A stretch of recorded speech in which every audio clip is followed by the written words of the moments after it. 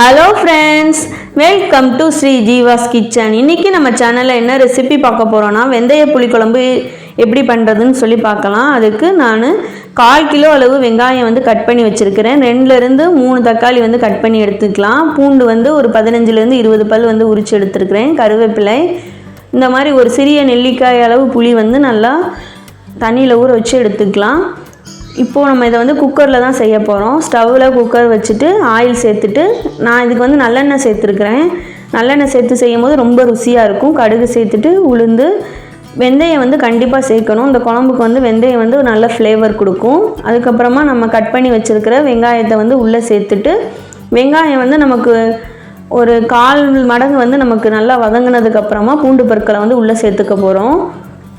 பாருங்கள், இந்த மாதிரி பூண்டு ஃபஸ்ட்டு நமக்கு கொஞ்சம் இதில் வந்து நல்லா வதங்கினதுக்கப்புறமா நம்ம வந்து இது கூட வந்து தக்காளி வந்து சேர்த்துக்கலாம். தக்காளி வந்து சின்ன தக்காளியாக இருந்தால் வந்து நீங்கள் 3 சேர்த்துக்கோங்க. மீடியம் சைஸ் தக்காளியாக இருந்துச்சுன்னா நமக்கு 2 போதும். ஏன்னா ஏற்கனவே நம்ம இது கூட புளியும் வந்து நம்ம சேர்க்க போகிறோம். கருவேப்பிலை சேர்த்துக்கலாம். இந்த டைமில் நம்ம குழம்புக்கு தேவையான அளவு உப்பு சேர்த்துக்கலாம். இந்த குழம்புக்கு நமக்கு அதிகமாக வந்து உப்பு வந்து இழுக்காது, அதனால் நீங்கள் பார்த்து சேர்த்துக்கோங்க. மஞ்சத்தூள் வந்து 1/4 டீஸ்பூன் அளவு சேர்த்துருக்கிறேன். குழம்பு பொடி வந்து நான் 1 டீஸ்பூன் அளவு சேர்த்துருக்கிறேன். கரெக்டாக இந்த குழம்புக்கு இந்த காரம் வந்து நமக்கு கரெக்டாக இருக்கும்.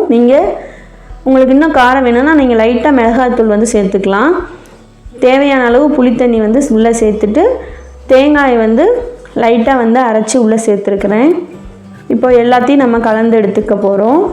நீங்கள் ரொம்ப தண்ணி சேர்க்காதீங்க, இந்த குழம்பு நல்லா இருக்காது. அதனால் கொஞ்சமாக தண்ணி சேர்த்துட்டு கொதிச்சதுக்கப்புறமா தண்ணி, அப்புறம் நம்ம மூடி போட்டு ஒரு விசில் ஹையில் விட்டுட்டு ஆஃப் பண்ணிங்கன்னா செம்மையாக ரெடி ஆயிரும்.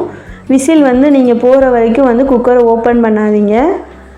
இப்போது நமக்கு நல்லா விசில் அடங்கினதுக்கப்புறம் நம்ம ஓப்பன் பண்ணி பார்த்தா சூப்பராக ரெடி ஆகிருக்கும். பாருங்கள், மீன் குழம்பே தோற்று போயிடும், அந்தளவு செம்மையாக இருக்கும் இந்த குழம்பு. கண்டிப்பாக நீங்களும் இந்த மாதிரி ஒரு தடவை ட்ரை பண்ணி பாருங்கள்.